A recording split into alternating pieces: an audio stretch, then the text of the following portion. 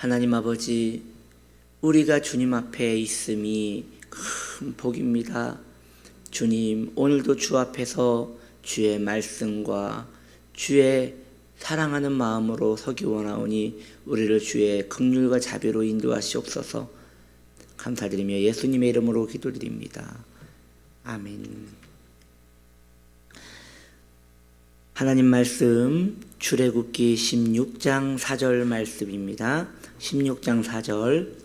그때에 여호와께서 모세에게 이르시되 보라, 내가 너희를 위하여 하늘에서 양식을 비같이 내리리니 백성이 나가서 일용할 것을 날마다 거둘 것이라. 이같이 하여 그들이 내 율법을 준행하나 아니하나 내가 시험하리라. 아멘. 오늘 말씀의 제목은 만나는 하늘에서 내려왔습니다. 만나는 하늘에서 내려왔습니다. 라는 제목으로 함께 말씀을 나눕니다. 만나는 땅에서 맺힌 것이 아닙니다. 그 출처를 성경은 이렇게 말합니다. 하늘에서 비가 내린 것 같이 내린 것이다. 하늘에서 비가 내린 것 같이 내린 것이다 라고 말합니다. 저는 이 말씀을 이렇게 공부하기 전에는 저는 지금까지 만나가 이슬처럼 맺히는 건 줄 알았어요. 저는 그 어린 시절에 시골에서 살았기 때문에 집 밖에만 나가도 참 풀들이 많았거든요.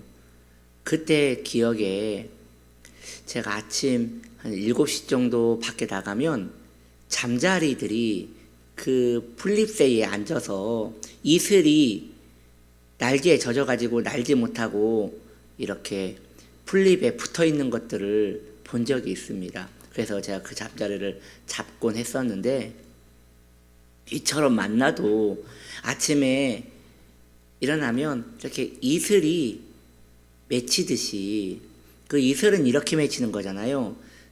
온도차 때문에 그 물기, 냉장고에 물이 생기듯이 그렇게 물기가 생기는 것처럼 만나도 저는 그렇게 생기는 줄 알았는데, 오늘 말씀해 보니 만나는 그렇게 생긴 게 아니라고 합니다. 비가 내린 것 같이, 그러니까 이스라엘 백성들이 다 잠을 자고 있을 때 비처럼 만나가 순간 우수수 내려가지고 이렇게 이스라엘 백성들 근처로 내려졌다는 것이죠.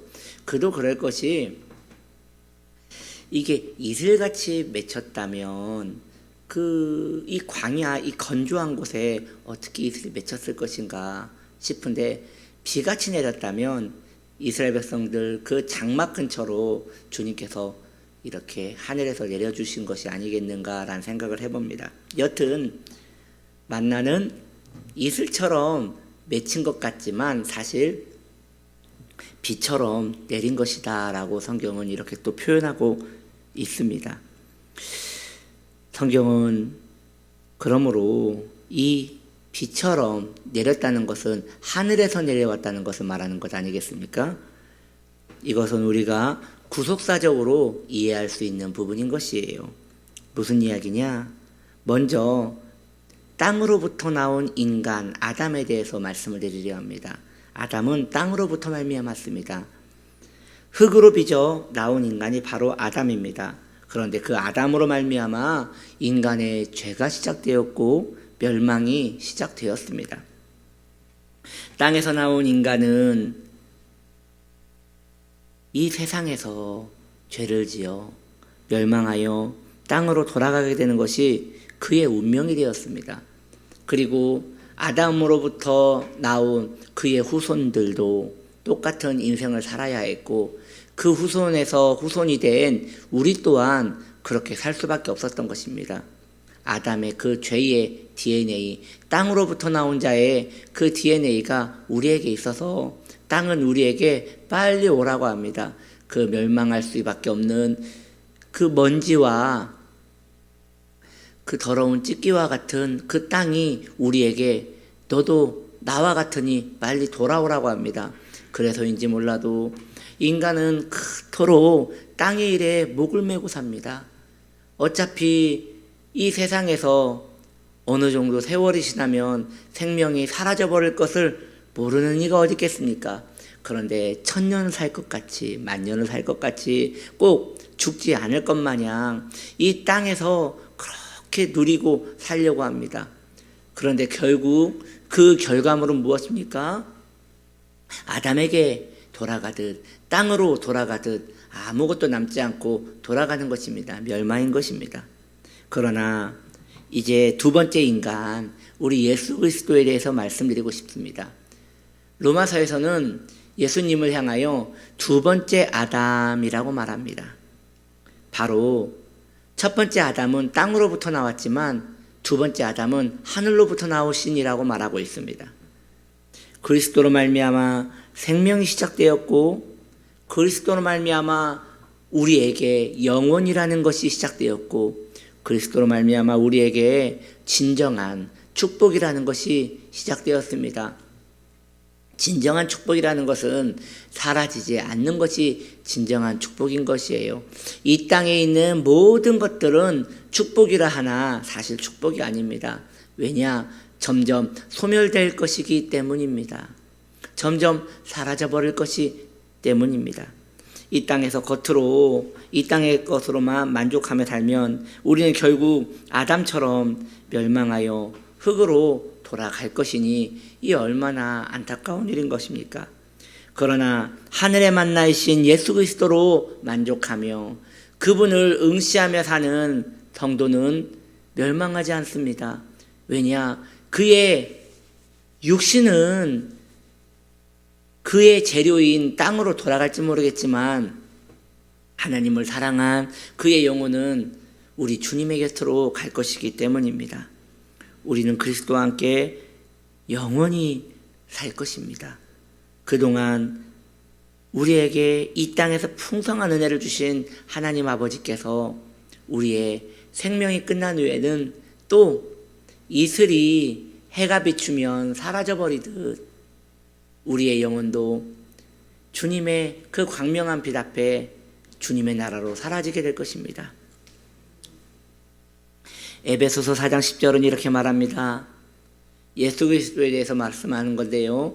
에베소서 4장 10절은 예수님을 만나처럼 표현하고 있어요. 이건 참 귀한 말씀인 것 같습니다. 신약에서 예수 그리스도를 만나로 표현하는 그러한 말씀들은 그렇게 많지 않거든요.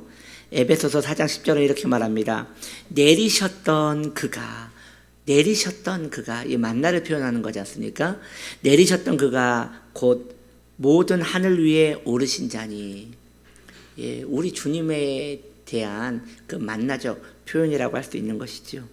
우리 주님은 하늘에서 오셨기에 다시 하늘로 부활하사 오르신다고 말하고 있습니다. 그분의 보좌로, 그분이 원래 계시던 그 보좌로 올라가시는 것이지요. 우리는 어떻게 되겠습니까? 우리 주님은 하늘로부터 왔기에 하늘로 올라갑니다. 그러나 여러분, 우리는 알지 않습니까?